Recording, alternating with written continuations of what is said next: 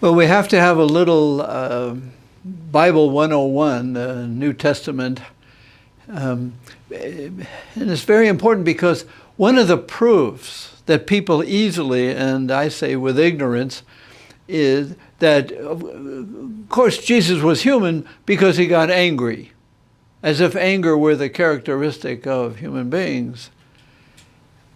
So that's the gospel. Jesus does something unusual. In John's gospel, the gospel today is in the second chapter, right after the wedding feast at Cana, which is a funny transporting of the cleansing of the temple, which in the synoptics is later in the time of Jesus. What's going on? Well, we have to go back. In the first reading of today from Exodus, we heard that that God says, I took you out of Egypt in what we call the Passover. I formed you as my people by freeing you from the years and years of slavery in Egypt. So that becomes very important because it was the slaying of a lamb, and the blood of the lamb was to be put on the doorposts, and that was the sign of the Passover, that the lamb was slain. So the context for the gospel is the Passover celebration, remembering and recalling, and we are the people of God, so that there were these many, many, many slaughterings of lambs in the temple right before the Passover. So you've got all this mercantileness, the selling of sheep, which is a good thing. You got to buy sheep somewhere, or bring sheep, or something to sacrifice in remembrance of the Exodus, remembering that we are the people of God.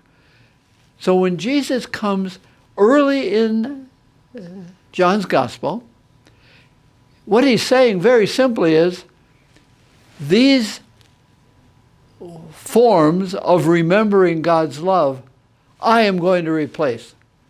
I am the new lamb. And if you remember, and we've had it, that early in John's Gospel, John the Baptist points out, there is the Lamb of God. Behold the Lamb of God. So Jesus, early in John's Gospel, is known as Lamb of God. So Jesus is replacing the many slaughterings, the sacrificing, the praising and thanking of God by the sacrificing of lambs. He is now the Lamb who will be sacrificed in John's Gospel. So that's a little reminder of why is Jesus doing that so early in John's Gospel? Because he is upsetting, he upset the tables. Well, no. He upset the sellers, and he upset the Pharisees, because Jesus is going to replace them, is going to replace the temple. This temple that took 46 years to build, I'm going to destroy it, and in 3 days, the new temple will be namely himself after the resurrection. So it's very early in John's Gospel, he begins the tension that will proceed all along. He's always in conflict and will culminate in his arrest, condemnation, crucifixion, and death. So the scene in John's Gospel gets set very early, that he is the Lamb who will be slain. Okay, what is that all for us? Well, it's very easy, I think, for us to have the same, I'm going to make a word, mercantility, or the mentality for the mercantile, or a quid for a quo, back and forth. You you do something and something gets done. You know, you put your money there and you get the pretzels. Okay.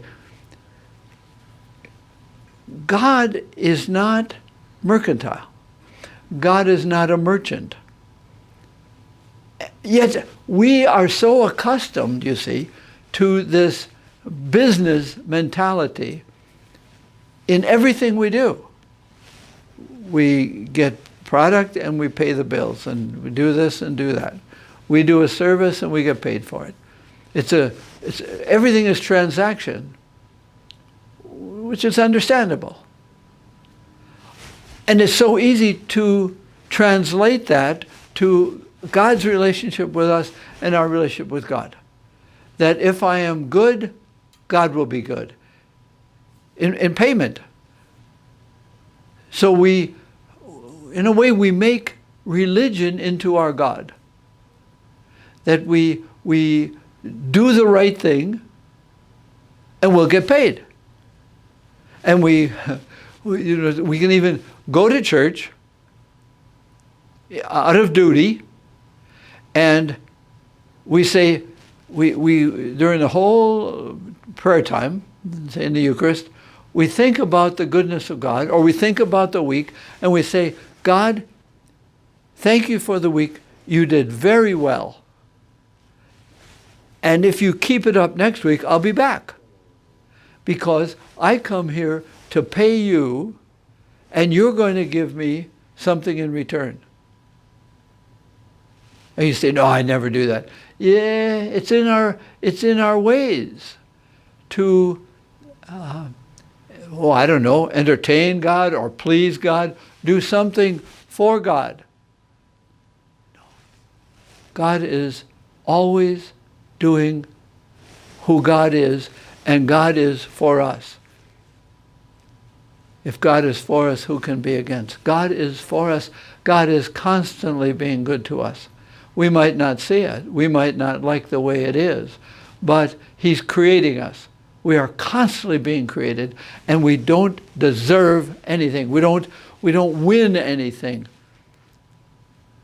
You might not like this, but God does not approve of us or appreciate us. We deal with that. We deal with appreciation and approval all the time. God is not a dealer.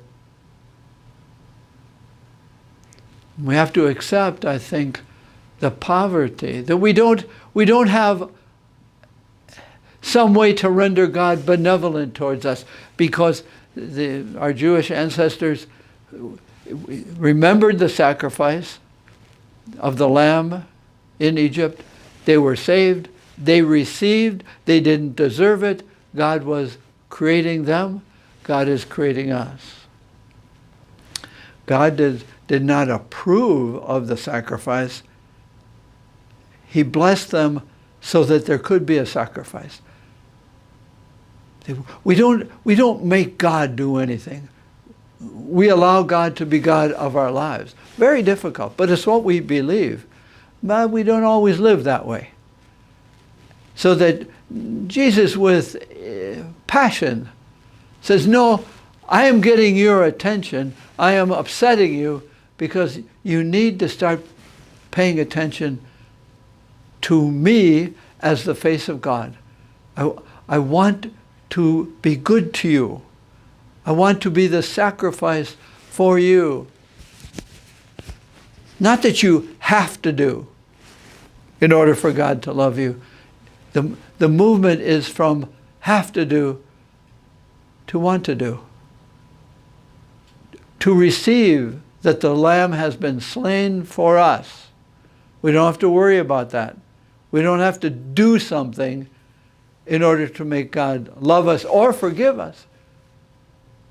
What we want to do is to receive the creative, salvific love of God in the life, death, and resurrection of Jesus.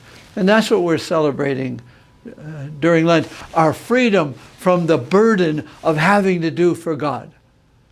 You know, the question is, given that you are so loved by God, what do you want to do? Not to please God, but to reveal God. Imagine that we are the people who reveal our belief in God's goodness that is within us and now is for you. And we say this all the time. The Eucharist is given to us that we might be the Eucharist that he gives to others. Imagine that. So it's another Sunday of Lent. It's another week of Lent, that to put aside the burden of having to please God or do something right for God. The right thing to do is to let God be God, to let Jesus be the Lamb who has been slain, and we are the ones for whom he has lived, died, and risen. Let it be.